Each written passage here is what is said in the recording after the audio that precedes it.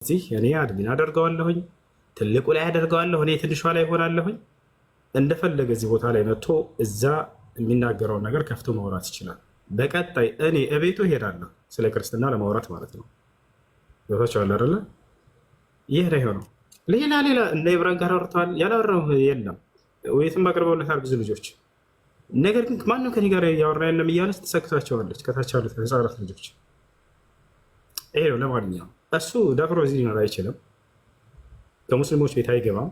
በቤቱ ሆኖ እንደፈለገ መቀደር ነው የሚፈልገው፣ ምክንያቱም ውሸታም እንደሆነ ስለሚያውቀው ማለት ነው። ነገር ግን እሱ የሚነግራችሁ ክርስቲያኖች ሁሉ የሚነግራችሁ እያንዳንዱ ነገር ካለ በእስልምና ላይ ገብታችሁ መጠየቅ ትችላላችሁ፣ ሁሉንም ማለት ነው። ገብታችኋል አይደለ? ማንኛውም ጥያቄ ካላችሁ እኔ ምዬ የምነግራችሁ ውሸታም አንድ የሌለ ነገር ነው የሚነግራችሁ። አውቆ ሊሸውዳችሁ እዚህ ቁጥር ላይ ብሎ ይሸውዳቸዋል። እውነት ይመስላችኋል እነሱ፣ ምክንያቱም ሂደው እንደማያረጋግጡ ያውቃሉ። ገብታችኋል አይደለ? እዛ የሚገቡት ልጆች ምንም እውቀት የሌላቸው ልጆች ናቸው። በእነዚህ እንዴት ነው እናንተ የምትሸውሩት? እንዴት በዚህ እናንተ ላይ ፖለቲካ ይሰረባቸዋል? ገብታችኋል? አንድ ሰው እንኳ ቢያንስ ሂዶ የሚያረጋግጥ የለም። ሙስሊሞች በጀነት 72 ሚስት ያገባሉ ይላቸዋል። ውሸት ነው እንዳለ የሚናገራቸው። ማንኛውም ክርስቲያን ገብቶ ከዚህ በኋላ እዚህ መጠየቅ ይችላል። እናንተ የነገራቸውን ሁሉ እዚህ መታችሁ ጠይቁ። እሱ ደፍሮ ከሙስሊሞች ቤት አይሄድም።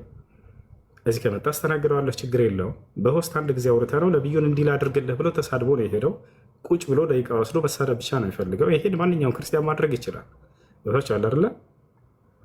ሂድና ሁሴን ቤት አውራ በሉት። እውነትን ይዘህ ከሆነ እሱም በተራው በአንተ ቤት ይመጣል።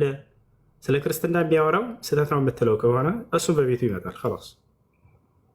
ከዚህ በኋላ ጥያቄ ያለው መጠየቅ ይችላል። ያላ ክርስቲያኖች ካላችሁ ገብታችሁ ጠይቁ የምትፈልጉትን ጥያቄ። እሱ የሚነግራችሁ ሁሉ እንዳለ ውሸት ነው ብዬ ገና ሳትጠይቁ በፊት ውሸት እንደሆነ እነግራችኋለሁ። ጥያቄ ያለው ይጠይቃል። ጀምሬ ነበር ጥያቄ። የእኔ ጥያቄ አንድ ወጣት በዱንያ ላይ እስካለ ድረስ ምን ምን ነገሮች ሊያሳስቡት የሚገባው ኡስታዝ? እሺ አንድ ሰው